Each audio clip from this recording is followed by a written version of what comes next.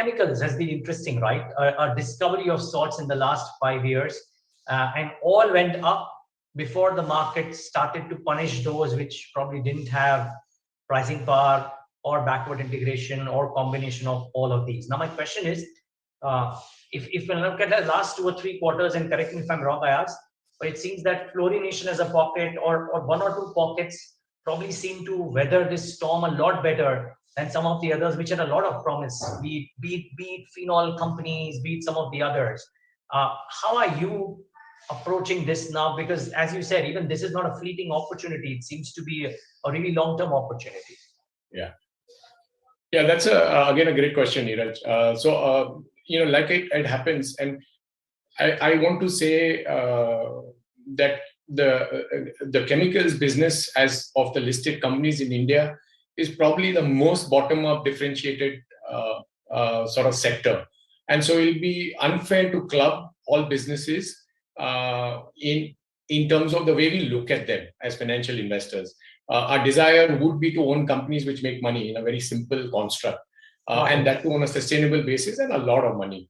But that being said, as it happens that you can call it second or the third leg of the bullishness, which probably came in parts. So we had a phase of 12 to 15, then we had a 15, 18 sort of discovery and beyond, and then the last 3-4 years has been this massive bull charge.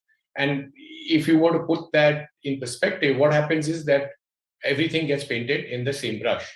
And so all companies sort of started getting quoted at very, very, expensive valuations, to say the least. Now, some of the larger companies that you name, such as, say, call it Navin Fluorine, Atul, Vinati Organics, etc., or Deepak Nitrate, etc., these have been around, for more than a decade before this boom, and they were very focused in the business model. Most of them were or are specialty chem companies, very specialty focused, and have either pockets of commodity element to their business or have none at one level. Second, they have had a fairly integrated business model, barring sort of, the first crude oil derivatives.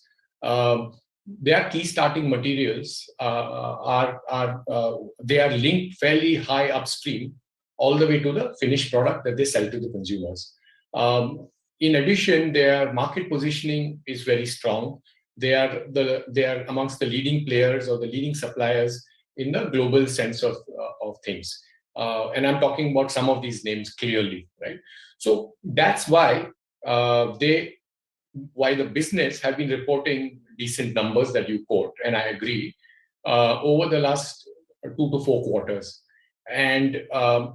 And the market's appreciating that because the business is more steadier in such trying circumstances, such as a sharp increase in freight costs, and maybe that's not a pass-through, a sharp increase in commodity and partly not pass-through, etc., and still delivering very solid numbers, right? So I guess the strength of this is the underlying business, and that's what the focus is for us, that these businesses are far more robust and solid, and they are coming to demonstrate their true colors, as we say as investors, in tough markets.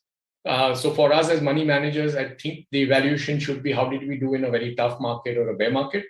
And similarly, companies, whether it's cement, steel, specialty chemicals, or IT services consumer, should be on when there is winds of change, how and what was the true strength demonstrated by those companies.